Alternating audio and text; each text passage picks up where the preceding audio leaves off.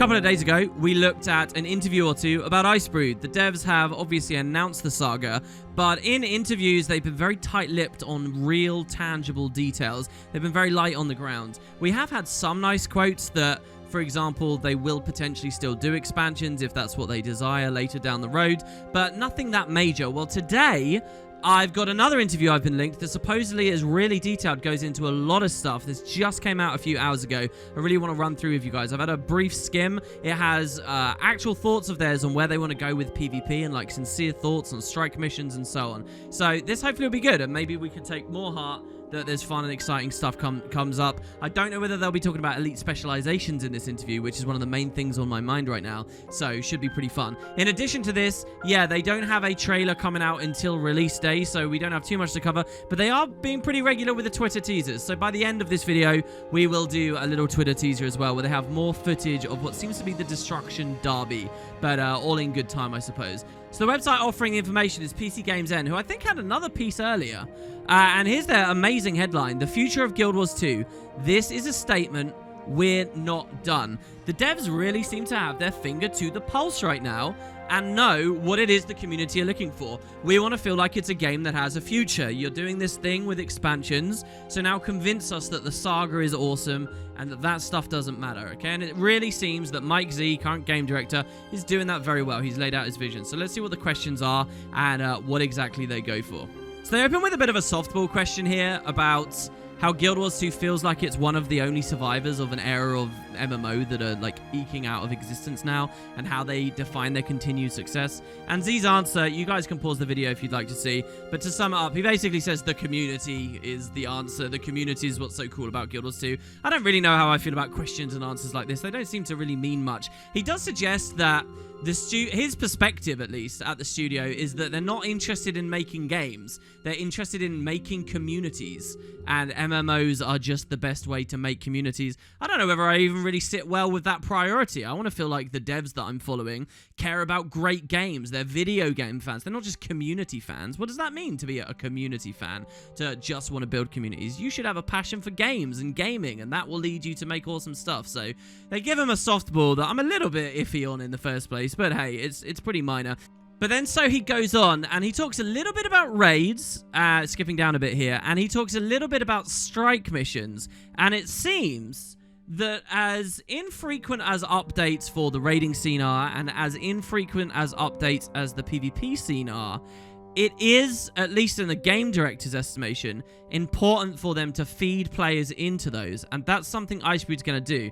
Here, listen, he says, strike missions are a way for us to look and go, okay, we have a group of people that raids, and we have a group of people that says raids is too stigmatized, too difficult. There's jerks in there, elitists, and they won't raid. There's all these things, and we'd say, no, no, no. We can show you the way that you can get better, that you can experience things you didn't necessarily think possible, either because of preconceptions or because of lack of time, availability, those types of things. So we're trying to find new ways to encourage the community to continue to support each other and give them the tools to do that. So that's just what strike missions are. I mean, we kind of had a sense for this already, right? The idea being you're going to play a story mission, and then it's going to have a repeatable boss version that feels a lot like a raid. It's like a mini encapsulated version, and maybe you group and pug for that really easily because you've naturally done that out of the open world or whatever, and now you've made a couple of friends. There's a couple of contacts in your contacts list, and you were successful in this, and you learned how to do this, and now you can actually apply a lot of that information to things you find at the Lion's Arch Aerodrome, right? And so strike missions are like a bridge that gets people more into this format. I think that this format also, it would be really lovely to have a statement from the devs saying, you know, more wings, or the regularity of wings is exactly this, you know. Are they really aiming for one every 9 months, one every 7 months, one whatever? Maybe the time scales are just too long and the development is too flimsy for them to ever really stick to a number anymore. But yeah, so they say this, and then on PvP, they say even on the PvP side, which remember, on stage for the presentation, they kind of acknowledged that there were very few PvPers. So I like the word even here. He says, even on the PvP side, the reason why custom arenas are a thing is we know we can't create every amazing format that every player is going to want in PvP. But if we give them the tools, they can organize themselves. Like, we want to do a 2v2 tournament. Then we can focus on, okay, what are the things that the game mode actually needs? So now, when I hear a statement like that about hot joins, I am a little cynical. Because, yes, hot joins exist. Yes, people can host tournaments and work with these and actually play in them. But a lot of the hot join maps are empty. And they've been slipping and slipping and slipping ever since formal ranked came in. Ever since the Brawler Pit and Heart of the Mist came in. They're just not really utilized much. So is it enough for ArenaNet to say, oh, we'll put the stuff in and you guys just create your own stuff? I think a lot of people need more incentive than that. Though, the devs are good with it. Mike definitely isn't buttering up. When people do choose to do 2v2 tournaments or any kind of thing with Conquest, they tend to be pretty good at plugging community-ran events, making sure that there are gems as rewards and things. We just don't see that many initiatives from the community itself, probably because PvP is fairly small. But this is a particularly important question right now going into Icebrood, and that's because if you look at the three of the most recent maps ArenaNet have added, okay? Three of the last 4 maps they added, 3 of them only really exist as hot join maps. There's the Hall of the Mists, there's the Asura Arena, and there's the Auric Span. They're all beautiful, but they're all 2v2 maps. And unless the devs are doing a Dwayner's Duos, of which they only ever did 1, you can't play these unless you're doing hot joins. And no one's doing hot joins. So how do they bring them forwards? Now, I think this subject material is all really important because it prompts the guys hosting this interview to ask a great question that has an even better answer. This is actually such an incredible response from Mike.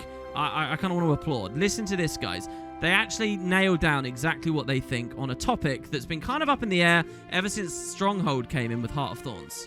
They ask, are there any plans to make these 2v2 maps available outside of custom games? And Mike says, we are looking at doing mini seasons between the Conquest seasons. Now, this we already knew. If you guys have been following all my coverage of all the information, we know this is going to be a thing that happens once Icebrood's rolling out, and we'll be able to have different experiences between the main bulks of Conquest. He says, here we can have some more experimentation, and that might mean 2v2s, but also other stuff, guys. You know, maybe we'll see murder ball things going on. Maybe we'll see snowball tournaments. Maybe we'll see aspect arena tournaments, all that kind of stuff, all right, or mini seasons. He says, though, and this is brilliant, listen to this, the thing we need to be a little bit more cautious of is that Guild Wars 1 had 4 or 5 different PvP game modes, which basically fragmented the player base. With Conquest, the goal was to always have one thing that, if you wanted to be the best at PvP, this is what you went and did. As opposed to, well, now there's actually 2 things that are going on, whereas Guild Wars 1 ended up being 3 or 4 or 5 things. So, as you guys know, I'm an old school Guild Wars 1 player. I've been with this franchise for a very long time. I've been very frustrated in recent years and kind of exasperated because as Guild Wars 2 was coming out, the devs were very clear on this, exactly what Mike Z just said. The devs pointed out one of the motivations of even building Guild Wars 2 was because they loved PvP and they loved the PvP sides of Guild Wars 1, but they had added too many game modes. There was AB, there was Team Arenas, there was Random Arenas, there was GVGs, there was Heroes Ascent, and the list even went on into more fringe things too when you actually break down what those game types actually were. It made the balance a nightmare and it fragmented the players to the point that, you know, there was a very, very minimal population in some of those areas. Hero battles, for example, had very few people, and team arenas too ended up with very few. So when they went into Guild Wars 2, they knew that that was a problem, and they decided, let's not do that. Let's focus on one big game type, Conquest. Brilliant. But after those pre-release statements, the devs never really went to it again. When Heart of Thorns came out, things got really confusing. They went for Stronghold. And I remember I had a specific interview myself with them before Heart of Thorns came out. I said, so what's the deal? Are you now changing the idea? Was Conquest not good enough? Are you swapping it to Stronghold? And they were just flimsy with us. For all these years, they just said, oh, we'll just see what the community likes. Oh, we don't know what we really want to support. Oh, we don't know. That was never good enough. It never let the community really know what to invest in. Well, now, here, for the first time in years, I can see our game director in a current interview being very clear. Conquest is what you should focus on. Conquest is the bread and butter of Guild Wars 2 PvP. And I, as Wood and Potatoes, will admit Conquest is not the best, but it's really important that there's that unity there. And I think the reason Mike has the confidence to now say this is because mini-seasons enable all those other players who say, Conquest isn't for me, to still have their moment. Because in off-season, then they can play all these other weird, more fun, you know, to them, more wild, more random, less balanced formats that they've been crying out for. And he does go on to explain a little bit more of this. He says, you see this in other games as well. League of Legends was like, here's another map. And I think what he's talking about here is when League of Legends added Dominion. That was about when I quit League of Legends because I was too addicted to it. But people went back and they didn't play Dominion. They played the original map instead, the Twisted Tree Line, because that's the bread and butter of the game. For us, it's the same thing. We're interested in experimenting and doing off-season things that are different from the general Conquest seasons. But we know that Conquest is the bread and butter of structured PvP. It takes guts for Mike to say this because it must be so tempting to placate and appease all the people who whine that Conquest isn't good enough, probably because they haven't sunk the time into it or really invested or understand it well enough. And so now he's actually said that. I think this could be really good for people actually understanding what the best thing to invest in should be. I'm really happy with it, and hopefully the mini seasons allow everyone else to be comfortable too. So, wow, what a response. This was one of the only responses I'd read before doing the video. The rest I'm going in blind now. Alright, so this next question is a lot of talk about Swiss, which I know for a fact most of you watching this video aren't going to be that interested in, so I'm going to skip over it. And if you guys want to look at this brilliant article for yourself, you can feel free to do that or pause the video, but you're not missing much. But I do hope that when Swiss comes in, we're not going to be waiting around in queue for games for way too long, because it's going to make tournaments take a lot longer to finish, and they're already kind of boring with how long you just sit there doing nothing. Alright, now the next question seems really good. Now that players are getting all of Guild Wars 2, including the expansions, in a single purchase, does that signal that the path forward is free content rather than paid expansions? I.e., this is them asking, are there never going to be any more X-Packs? Z says, I don't think we have an answer for that yet. For us, at least today, we know that the stuff we want to give, the quality of life improvements, the story we're trying to tell, Icebrood Saga is the best way we can deliver. This is the quote we saw before, right? Now, whether or not we change that method going forward, we'll have a different conversation at that point. Interesting. So the guys on this website sort of packaged it out and released it separately. Justin Facino, the PR manager, says, I think it's the important thing here, obviously, is that everyone at the studio knows there's a demand for an expansion. So it's not like we're ruling it out. Okay, so they want you to be happy that they know you want an expansion, but they're confident with this in the meantime, okay? Now, I happen to believe that's because they really want to focus on some other totally new game that they want to get out in the next couple of years, but who are we to say just yet? Early messaging around the Icebrood Saga mentioned expansion tier features. What do you see as these features? This is a great question too. You want to tell us that Icebrood Saga is as good as an X-Pack? Give us it. If you look at the history of what we've been doing, Cooking 500 was another one of those things. Is that expansion tier? Cooking 500? Do you guys think that that's an expansion level feature? I'm not sure I really buy it. Didn't they always kind of just filter stuff like that in without limiting or holding off for an X-Pack? Didn't we get some big quality of life and, crafting related changes right before POF dropped with Siren's Landing, and they didn't feel the need to package it up? I guess that's the point they're trying to make, right? That it's all arbitrary anyway. Obviously, built-in gear templates are one of those things we could consider in there. I think that's fair. That as an expansion feature. We're taking on bigger projects to be able to release those when they're ready, as opposed to holding all back and then doing it as one box product. That's the difference in methodology. So what he's saying is you still get big things, but they're not holding off. Okay, fine. So how many of us right now in the community are confident that in a saga they can give us like new playable races, for example? I appreciate there's a selection of people out there who think that that might not mean that much for the game, but that's the kind of big thing you'd expect with an expansion. Can you believe that they would do that in a saga? It seems Mike wants us to believe that kind of stuff is possible. Not that exactly, all right? I'm not putting words in his mouth, but we should be optimistic about the things they can accomplish. Things that we wouldn't rule out, but that we're not talking about today, would be like another mount, another elite specialization. Okay, so they're actually saying this isn't ruled out of a saga. Those types of things. Those are all things that traditionally have waited until a boxed product is ready. But instead, no, well, that's not true. They've already done mounts in Living World. Oh, I guess he's saying they've been operating under this philosophy for over a year already, right? And this is not news necessarily. Those are all things that have traditionally waited until a boxed product is ready. But instead, now we're saying, look, here are things that we're doing. Here's what we're releasing right now. Here's what's next. Some of that was given in the roadmap from February. Oh, I thought that was later than that, the roadmap that they did. We're getting pretty close to being done with all the things I said we're going to do. And now we're going to territory of the things that I said were on the horizon. Updates like world restructuring and Swiss tournaments were first outlined ages ago. Did you intend to announce these things so far ahead of release? What are your plans of communication with players going forward? Here's the thing. We have to be communicating with the players. If the players do not know what's coming, then they feel like they're getting blindsided with every release. In April, we did a kind of, hey, here's the state of the game and where we're going roadmap look. Well, where we are in the process of figuring that out and where the next one would look when this event was put out on the calendar. So, rather than just put it in a blog post, let's talk about it. Let's get in front. Let's celebrate this. Part of the reason we do this is that it's been 7 years and the game is still going strong. So let's meet with the fans and hear the stories. I spent 40 minutes this morning just walking the line because everybody's got something on why this game means something to them. This is why we're doing it. We need to be active in our communication. They may not necessarily always see that we're listening, but we're lurking on the forums and on Reddit and we're in the game. So we're hearing what people are talking about. We also have data metrics on our end telling us what players are doing. A lot of it is sifting through that data to figure out what is noise and what is super important to the game. How do we make sure that we continue to keep it healthy? I saw a comment on Reddit that was like, why would you get up on stage and announce something like this? This is a statement. This is us coming forward and saying we're not done. Because we just spent a bunch of money to show everyone all the cool stuff that's going on. 7 years later, we still have the same commitment we've had to this game for a very long time.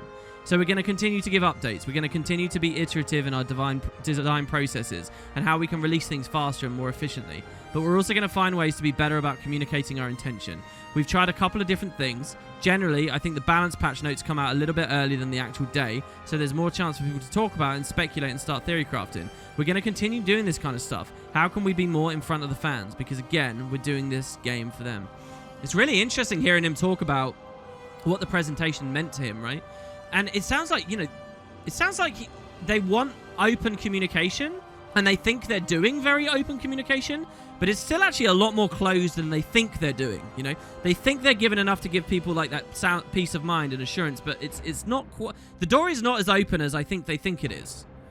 But I do agree, actually, they have been better with roadmaps and talking ahead, particularly since Z came in. We've been way more in the dark for other periods of Guild Wars 2's life than we are now.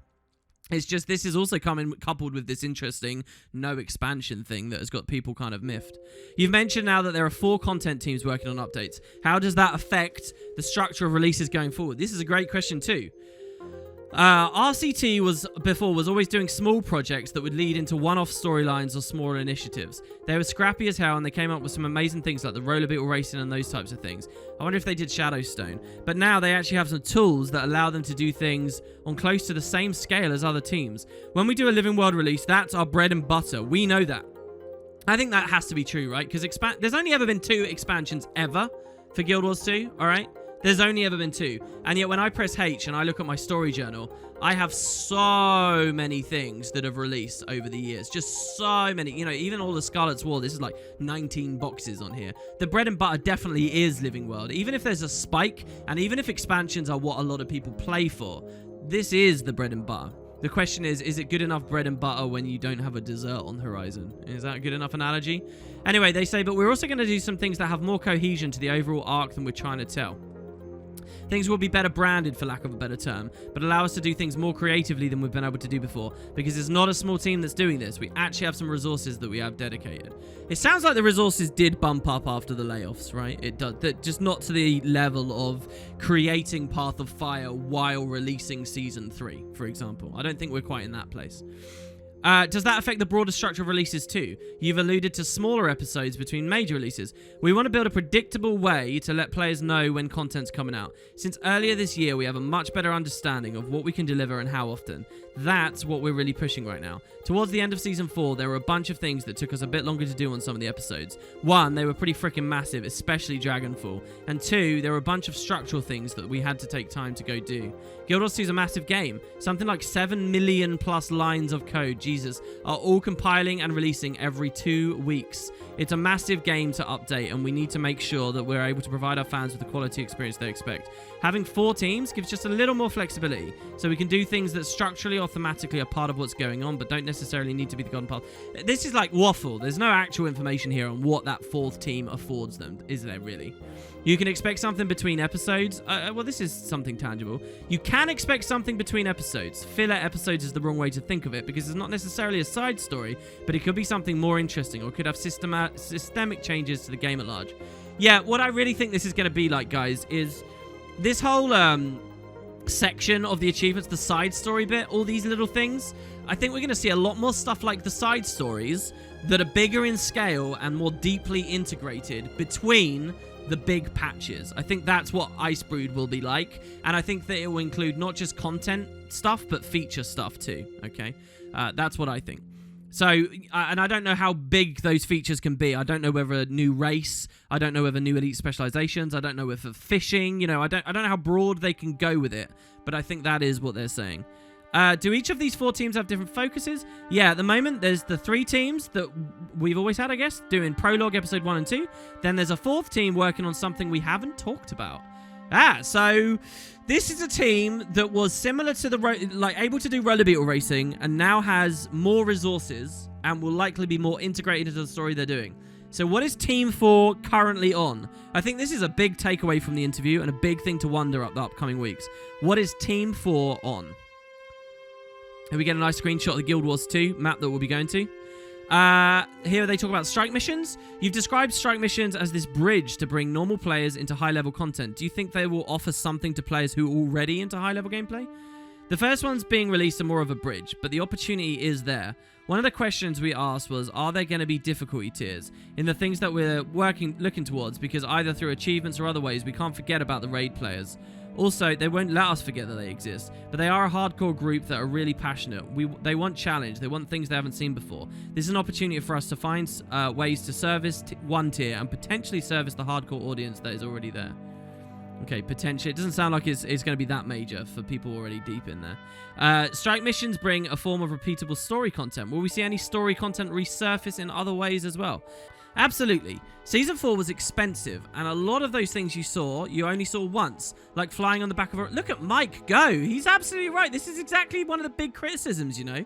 Like, I couldn't help but play through Dragonfall and think, wow, look at how cool this mission is. Look at how much time and work they put into this, and I'm probably only going to do this once. Wow, how inefficient. I think so many people made that observation. And here he is, bringing it candidly and forwardly to us to talk about. He says, we haven't done anything else with that, but that was a really cool tech, and I'd love to see us be able to create something out of that, or go into the amphitheater at the end of episode 6. Fighting Kralkatorrik was a massive thing that would have been cool as a fractal, or something else that had scaling difficulty and those types of things. Oh my god, they're gonna do it. They should do it with Zaitan. Please do it with Zaitan. How good would that be? Right now, something we're really focusing on is ensuring the things that we put a lot of resources into are things that actually get repeat play, not just a once and done kind of mentality. Wow, this is brilliant. This is exactly what they need to do. This has been the entire kind of ugly underside to all the amazing stuff that's been going on since Season 3 came in. It's just that emphasis on one and done versus more repeat play stuff. Oh, they really do seem to get it here, or he does. Could that extend back to existing content in old seasons? It doesn't preclude it, but it's not something we're actively looking at. Come on, at least Zaitan. There's not technically a season, so maybe he's been sneaky here. He's been sneaky, guys. I choose to believe. Does that go for Season 1 as well? Season 1... Oh, God, they're asking if Season 1's coming back. I am extremely impressed with PC Games End right now. I'm rarely this impressed. So many good, deliberately precise questions. Season 1 is always on our mind because there's a lot of really cool stuff in there. Some of the things you'll see moving forward, that the designers are drawing inspiration from some of the cool things in Season 1. But Season 1 was telling a very cohesive narrative that players have lost touch with because it's not there anymore. We continually have conversations about how best we can bring it back. They continuously have conversations, do they? What? Unfortunately, because of the way we did build it, it was fire and forget. That meant that one team shipped something, another would come in and overwrite the changes. Untangling that web is a little bit harder than just saying, and now the content is active. If we're going to bring it back, and I would love to bring it back, it means doing something in a meaningful way. If we just bring it back, the new guard of players will get something new out of it. The old guard will be like, okay, there's the nostalgia. And either there's going to live up to their expectations, or rose-colored glasses are going to say, man, this was amazing back then, but this is garbage now, and we haven't changed anything. So if we're going to bring it back, we need to do something that will actually be meaningful across the board. You guys, if you're interested in this subject material, there's an incredible post as well from another member of their team over on Reddit about the implications of bringing it back too. What a cool subject this is, and I love to hear that they're actually talking about it. Wow. And it's, you know, they're talking about it in a realistic way. It's not like, let's cut this from the interview. This is not a relevant question. Who knows? Season 1 after Icebrood Saga? Is that what Team 4 is secretly working on? Will we hear more on Swiss tournaments and world restructuring? Our goal was actually for Swiss Tournament Beta to have already happened. We discovered that some of the back end... We already knew this from the forums. For Swiss Tournaments, the front end is done, and we're just shoring up the back end to make sure that it's going to run and people aren't going to lose progress. The work that we're doing right now is going to have some impact on how we finish world restructuring as well. We're killing 2 birds with 1 stone. Interesting. World structuring is the paramount feature that the competitive team is working on right now. We knew we needed to get Swiss done, and now all hands are trying to get the world restructuring done as soon as we can. This is great. It's like we actually get to hear movement. This is so good. This is better than the presentation. This right here. Imagine if the presentation was just a panel with these questions and these answers. Imagine. Is there room for a story difficulty in raids and other high-end content? Oh, he's talking about easy mode. There's a constant tug. Do we go build new raids for the raid group, or do we pull somebody to go make the old raids easier? The Bastion of the Penitent is the one that we get a lot of comments on because it's the Delesio story in the Massart. It's a very powerful, moving story, and it was very self-contained to that raid. So unless you're a raider, you never see it. Yeah, I personally triggered a huge discussion about this when I was covering this. I would not rule it out. The thing that we need to be careful about is how we manage that expectation, because if we go back and release story mode for an individual raid, that's taking time away from other things, like being able to build additional new raid content for the raiders. We want to make sure that we're trying to service both groups. They also don't want to fragment the groups as well, which is a big deal too. On the opposite end of the difficulty, and power creep also makes easy mode raids without branding them as such.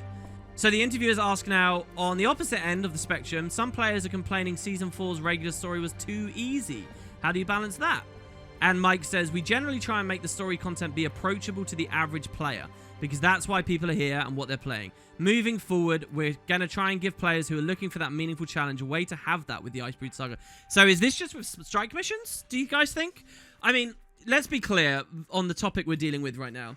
For a really overly... Oh, I'm down, apparently. For a really overly invested, long-term Guild Wars 2 nerd, you know about builds, okay? You know about traits, you know about gear, and you've sorted your stuff out. And as soon as you hit that level, that kind of efficient level, the entire game becomes very, very face roll. And you have to go to specific areas to be really pressured and really enjoy the most beautiful combat system, right? You have to be in PvP, or you have to be in fractals, or you have to be in raids, though those are much worse than PvP in my opinion. PvP really will push you the furthest. So you don't get that from average regular gameplay, and that kind of sucks, you know? You want to be excited about a new release, but it sounds like you just get like it feels like you get just a couple of seconds of combat, and then all of a sudden you're listening to dialogue again because the fight's already over. I had that experience certainly with a lot of the big bosses towards the end, and especially if you play missions co-op. But as disappointing as that is, that's only the reality for players like you and me. A lot of people don't really pay much attention at all. They're still running around in greens and just hodgepodge random stuff, and they're still accessing the game as though what they learnt in Queensdale is all that ever mattered. And they can't... ArenaNet are really scared of all those players, which is the vast majority of them, being unable to do anything, because then they're just not going to want to log in anymore. Remember the backlash with Heart of Thorns coming out, and how Heart of Thorns supposedly was too hard, and then they nerfed the hell out of all of the stuff in Heart of Thorns? People don't remember this, but the first beta for Heart of Thorns had way tankier and way stronger mobs everywhere, and they nerfed it all down massively because of the feedback. And so that's kind of the thing. The devs have to take this low bar because most of their players aren't taught the game very well and aren't engaged in the game very well, because the first 50 to 60 hours are pretty meaningless in terms of the story you do, even in ore, right? These things just are not on the correct level. So we're kind of stuck like this, and the devs need a way to solve it. It sounds like they've got an idea. I'd love to see what they go with. I'm thinking strike missions are going to be the main thing for them, though. The challenge is that the skill disparity between average and hardcore is extreme. Yeah, exactly. We're talking about 10 times damage output. You can't it's not just damage, I think, but you can't necessarily put a DPS check that the average player is going to be able to overcome without making the fight entirely trivialized for the hardcore. Exactly. But we have some tricks up our sleeve we're going to be trying. Interesting. I mean, they've tried it with optional achievements before. Like, they tried the Nightmare Moat thing with the end of Heart of Thorns. A return of Nightmare Moats, guys, do you think? Do you think a nightmare version of the story journal should unlock once you've beat it already? You can hit replay this button, you know, it says replay this episode. Instead, it should say replay in nightmare mode or something, and then you get that real experience. You wouldn't get it first time, though, which would be a bit of a shame. Okay, and finally, the last question of this fantastic interview. Is there a chance we'll see more guild-specific content? Guild content? Well, he's just going to say it's on the table, isn't he? It's something we've been investigating, still trying to find a way that makes the most sense. We obviously are releasing guild hall decorations for the fans to build the guild halls the way they want. We gave them really beautiful racetrack equipment so they can build their own custom arena or roller beetles and things like that, or races. Okay, so he's not got an answer there. This is another whole side of the game I'd love to see developed, and a good question for the guys doing this interview to have asked. But certainly we'd like to see a little bit more on that. Hey, who knows? Maybe as a part of Icebrood Saga. But that's another thing, you know, people are looking for elite specs. Some of you guys, and you can say in the comments, are going to be looking for guild halls, aren't you? Surely guild halls. And yet, where are they? Are they going to be coming with Icebrood Saga? That's an expansion level thing that we would think of. Is that what Team 4's on? Well, so there you go, guys. I will round out the video with just one little teaser now. Now, don't expect too much. Once again, it's from Twitter, and we get the kind of the big rock music, so get ready. Hopefully, you've been enjoying it. It's going to be in every single one. And we get a little bit more footage of the Destruction Derby.